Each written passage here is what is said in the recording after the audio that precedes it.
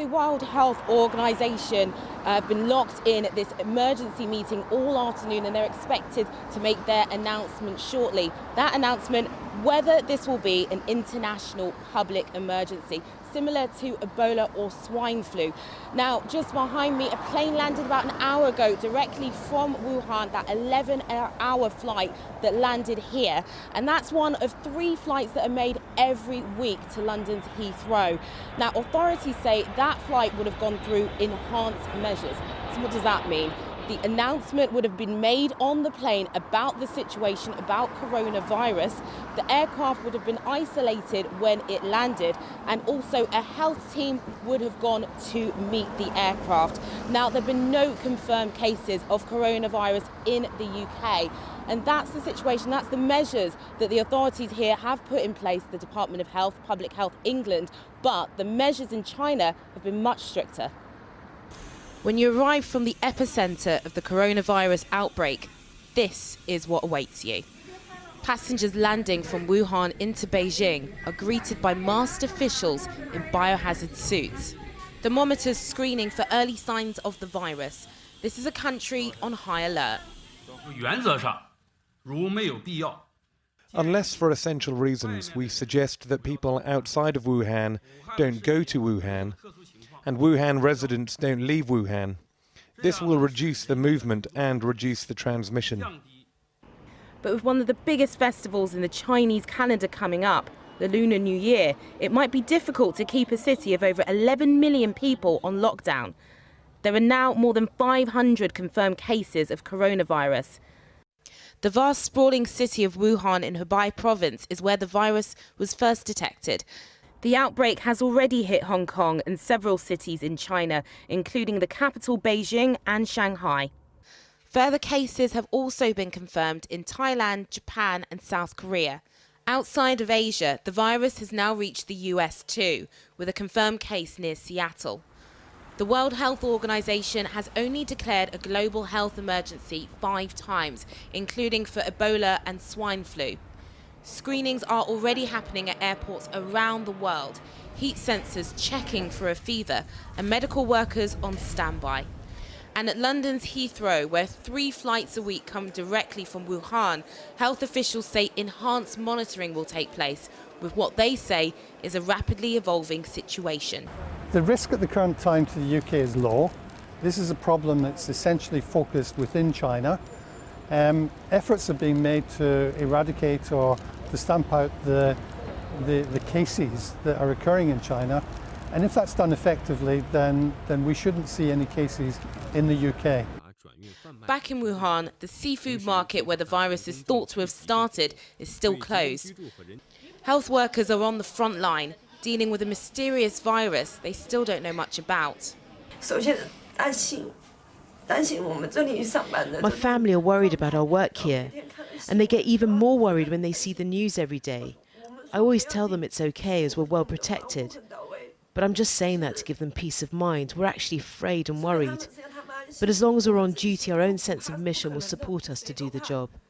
Out on the streets, workers are busy disinfecting in an attempt to contain a virus that's already spread far beyond the city. Well, joining me now is Dr. Ngozi Irondu, who's a biosecurity expert and part of the Global Health Programme at Chatham House. How worried should we be in Britain? Well, in Britain, I think that we should be concerned, but not overly worried. We should be concerned because this is a novel virus. We don't have that much information about it, but we know that it falls into the coronavirus family. So like SARS or the Middle Eastern Respiratory Syndrome, MERS, we know that this type of virus could have the potential to infect a lot of people. So it's something to be concerned about, but not overly worried. The health minister said that the fatality rate is currently thought to be 2%. So where does that place it in different pneumonias and different viruses? I think it's actually too early to really know what the case fatality rate is. So that might be wrong? That could be, because the case fatality rate is not just the number of people who die and the people that we say are cases right now. Some of the cases will recover, some of the cases will still die, so we actually don't have enough information to calculate the case fatality rate. So we can't say how deadly this virus is? I mean, at the moment, the WHO is saying that even though there is human-to-human transmission, we're not sure how long that transmission could be sustained. So If it's sustained for a longer period of time within one person, meaning that one person can infect multiple people quite easily, that's something to be worried about, and then we'll have to increase precautionary measures. And how long does it take to develop medical or immune responses to something like this? Do you mean interventions like Yeah. Okay, so we're actually, as a global community, quite equipped to take precautionary measures. For example, in China, as was just reported, there's already been quarantine measures. There's some countries within the region that are also quarantining certain passengers that have high fevers, are presenting with some of the symptoms that the novel coronavirus are causing. So as a global community, I think we are quite equipped. China is a bit difficult, especially right now, because of the Lunar New Year. So I think that amount of influx of people means that we have to be even more vigilant. But people will recall in previous outbreaks of scary viruses, you know, we've had lots of concern about the supply of medicines like Tamiflu or whatever it might be. I mean, are there drugs available that would help patients who contract this?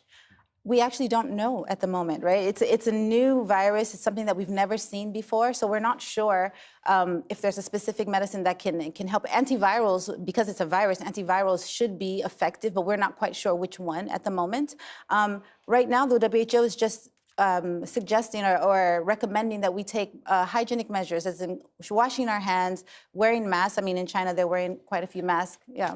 And, I mean, do you think the idea of just telling patients who are coming off a plane, look, if you're feeling ill, then go and see somebody, is enough? I mean, you know, isn't the normal reaction to people to go, I don't want to get caught up in that kind of bureaucracy. I don't want to be quarantined for 6 months. I'm probably fine. I've just come off a long-haul flight, that's all.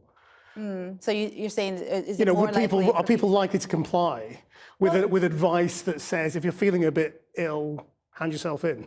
Well, I think that it depends on the person, but I think if we continue to communicate risks effectively, so if the media, the health authorities are in alignment with really communicating what we know and what we do not know, then I would think that the public would make the choice to protect themselves and protect their loved ones as well. Because when there's an infectious disease out there that someone can contract, it's not just about you, it's about your family, it's about your coworkers. So I think the public would make the right decision.